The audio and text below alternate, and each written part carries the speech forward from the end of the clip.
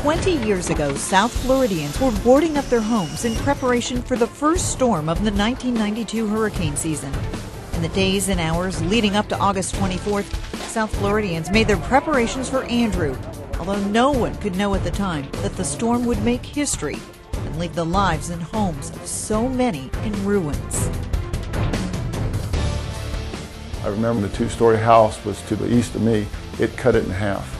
FPL senior line specialist Carl Greer lived and worked in Homestead when Hurricane Andrew slammed into South Florida as a Category 5 storm. Winds up to 155 miles an hour lashed out across South Florida. It was the most devastating storm in history, only to be surpassed by Hurricane Katrina. It destroyed more than 25,000 homes, damaged another 100,000, and knocked out power to 3 million people. It's one of the most significant events in FPL's history, and at the time I don't think any of us really comprehended how significant of a hurricane this was going to be. Manny Miranda, FPL's Vice President of Transmission and Substation, managed the West Aid Service Center when Andrew struck. I think one thing that Andrew taught us is no system is hurricane proof or hurricane resilient. You know, we have to be prepared to be able to respond and restore our customers as quickly and safely as possible. Restoring service was one challenge. Finding a customer to restore service to was another. And there was no customer to restore. There was no homes for literally miles before you would finally arrive at a house that could accept electric service. After Andrew, more than 5,000 FPL employees and contract workers labored for 35 days to rebuild the power system and restore service to South Florida. Carl Greer, whose own home was damaged by Andrew, was one of them. What got me through it was that's where I lived. And those were my friends and family that I felt I was restoring power to. That was my personal motivation. FPL replaced more than 3,000 miles of power lines and thousands of pieces of equipment. Keith White, the Senior Director of Logistics and Materials Management, was responsible for finding it all. We ended up using 20,000 poles, and I remember that towards the end of the restoration, poles were coming in from a very, very long way away. We were getting poles actually from the western region, from Oregon. During the Andrew restoration, finding enough material posed a challenge. Since the storm, FPL has worked to improve the infrastructure.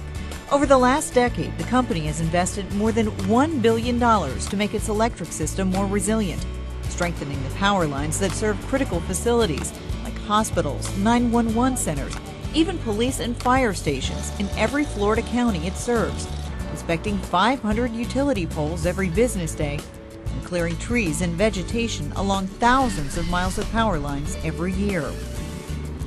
Better technology like real-time imaging allows workers in the command center and crews in the field to see where utility trucks are in relation to the outages, downed power lines, and other hazards.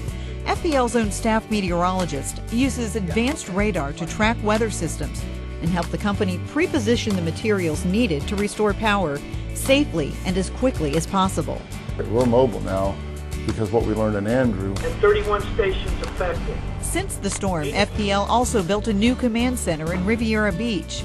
The building, designed to withstand a hurricane as strong as Andrew, a Category 5, serves as FPL's headquarters for emergency operations. This is where FPL coordinates its staging sites. The company sends employees and contract workers to these large open areas where they can be closer to the damage and the materials they'll need to restore power. We needed somewhere to put them, just to park their trucks, if nothing else. And so we started looking for sites, looking for places where we might be able to bring large numbers of people and equipment. The Orange Bowl and Tamiami Airport were among the first staging sites built during Andrew. Today, FPL has 80 pre-designated staging areas in Florida. Andrew reminded everyone of the importance of good preparation. Every year, more than 3,000 FPL employees take part in the company's annual storm drill. They practice their storm rolls using the latest technology that helps FPL keep its customers informed by providing accurate estimated times of restoration after a storm. The company uses its website, mobile platforms, and social media to communicate better and faster. While no one knows if or when an Andrew-like storm will strike again, FPL wants its customers to know it's prepared, and they should be too. I believe that today we are as prepared as any utility in the United States to face a major storm. I think we prove it time after time.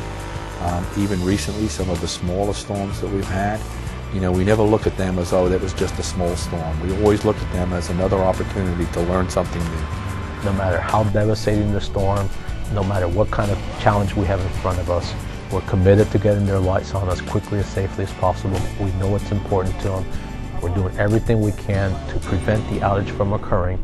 But if it does, they need to know that we're going to do everything within our resources to respond and get their lights back on.